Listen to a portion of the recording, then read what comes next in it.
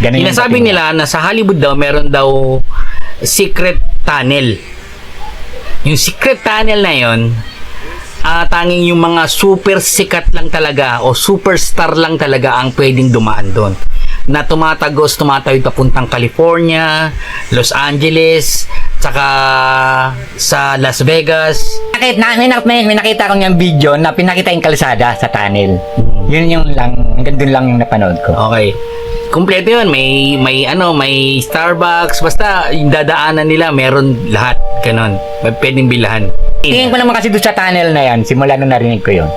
Parang questionable sa akin. So, ibig sabihin, para sa hindi ka naniniwala doon sa tunnel. Ay, hindi. Kasi ang ginagawa kasi ng media, kailangan nila maglibas ng bagong issue para tabunan yung isa pang issue. Ako naman, naniniwala ko sa tunnel. Kasi may nakita kong video. Ay, yung video na yon galing sa TikTok. Tapos, may mga campers van ngayon na tinitira ng mga Amerikanong mayayaman. Dahil nga sa World War III na papalapit or yung pinipredict nila na mangyayari.